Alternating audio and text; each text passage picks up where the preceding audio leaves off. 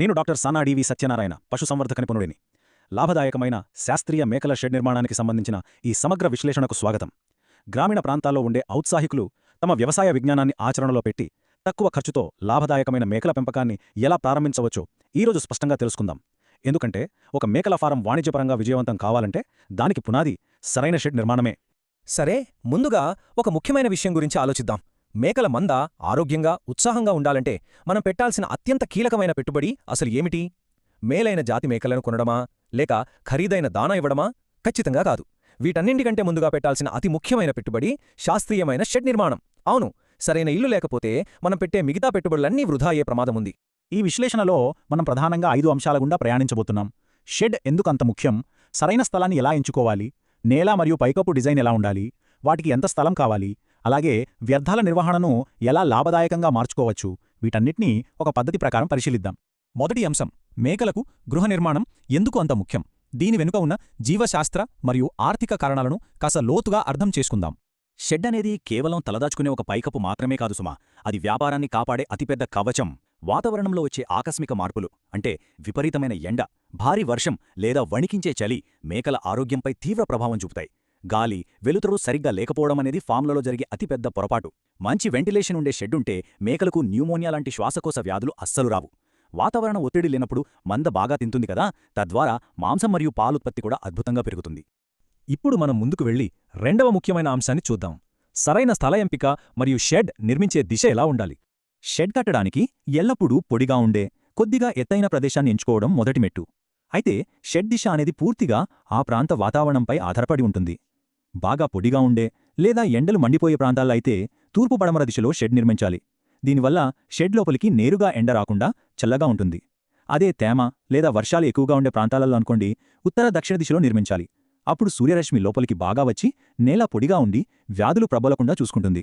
స్థలం, దిశ ఖరారైన తర్వాత నిర్మాణ సామగ్రి ఎలా ఉండాలి?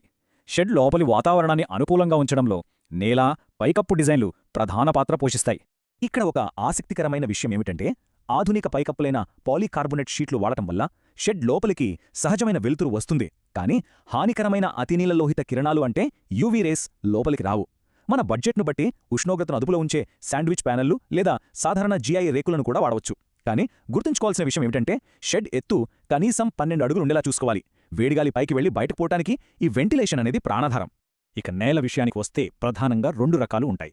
ఒకటి గ్రౌండ్ లెవెల్ షెడ్, అంటే మట్టితో చేసే కచ్చా నేల లేదా సిమెంటుతో చేసే పక్కా నేల. ఇది తక్కువ ఖర్చుతో పూర్తవుతుంది, కానీ ప్రతిరోజు శుభ్రం చేయాల్సిందే. రెండవది ఎలివేటెడ్ లేదా స్లాటెడ్ ఫ్లోర్. దీనిని భూమి నుండి సుమారు 3 అడుగుల ఎత్తులో ప్లాస్టిక్ లేదా చెక్క పలకలతో నిర్మిస్తారు. దీనివల్ల మేకల మూత్రం, పేడ నేరుగా కింద పడిపోయి పైన నేల ఎప్పుడూ పొడిగా ఉంటుంది. దీనివల్ల పరాన్నజీవులు దరిచేరవు. ప్రారంభంలో ఖర్చు కొంచెం ఎక్కువైనా సరే, దీర్ఘకాలంలో ఇది అత్యంత లాభదాయకమైన పద్ధతి.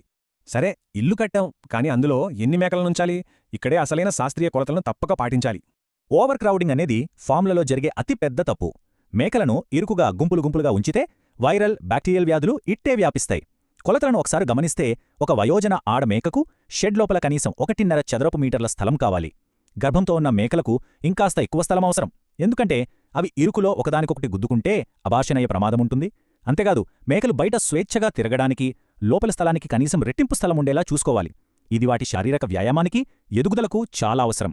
సెమీ ఇంటెన్సివ్ పద్ధతి అంటే సగం మేత బయట, సగం లోపల పెంచే వాణిజ్య ఫారాల యొక్క వాస్తవ నిర్మాణాలు ఎంత అద్భుతంగా ఉంటాయో ఇక్కడ మనం స్పష్టంగా చూడవచ్చు. పగలు మేకలు బయట ఉల్లాసంగా తిరగడానికి విశాలమైన ఓపెన్ ప్యాడాక్, రాత్రిపూట సురక్షితంగా విశ్రమించడానికి గాలి, వెలుతురు ధారాళంగా వచ్చే షెడ్ ఇలా ఉండాలి. కేంద్ర మేకల పరిశోధనా సంస్థ అంటే CIRG వారు సూచించిన ఆచరణాత్మక లేఅవుట్ నిర్మాణాలను ఒకసారి పరిశీలిద్దాం. 10 ఆడమేకలు ప్లస్ 1 పోతు, అలాగే 25 ఆడమేకలు ప్లస్ 2 పోతుల యూనిట్ల ప్లాన్ ఇది. ఇందులో గమనించాల్సిన ముఖ్య విషయం ఏంటంటే, పోతులను ఎల్లప్పుడూ ఆడమేకల నుండి వేరుగా ఉంచాలి, లేకుంటే అవి పోట్లాడుకునే ప్రమాదముంది. అలాగే చిన్నపిల్లలను సురక్షితంగా ఉంచడానికి షెడ్ లోపల తాత్కాలిక విభజనలు లేదా పార్టిషన్స్ ఏర్పాటు చేయడం చాలా ముఖ్యం. ఇక చివరి విభాగానికి వద్దాం. షెడ్ నిర్మాణం పూర్తయింది కదా, ఇప్పుడు ఫారం పరిశుభ్రత మరియు వ్యర్థాల నుండి అదనపు ఆదాయం ఎలా పొందవచ్చో చూద్దాం. ఒకవేళ గ్రౌండ్ లెవెల్ షెడ్ని నిర్మిస్తే పరిశుభ్రత విషయంలో అస్సలు రాజీపడకూడదు. రోజుకు 3 సార్లు పేడ తీసేయడం, వారానికి 2 సార్లు కడగడం, క్రమం తప్పకుండా సున్నం చల్లడం వంటివి చెయ్యాలి. అలాగే ప్రతి 3 నెలలకోసారి ఫ్లేమ్ గన్తో షెడ్ను కాల్చడం వల్ల ప్రమాదకరమైన బ్యాక్టీరియా మరియు పరాన్నజీవుల జీవితచక్రం అక్కడికక్కడే నశిస్తుంది. కొంచెం కష్టమైన పని అయినా ఈ శ్రమంతా మేకల ప్రాణాలను కాపాడటానికే.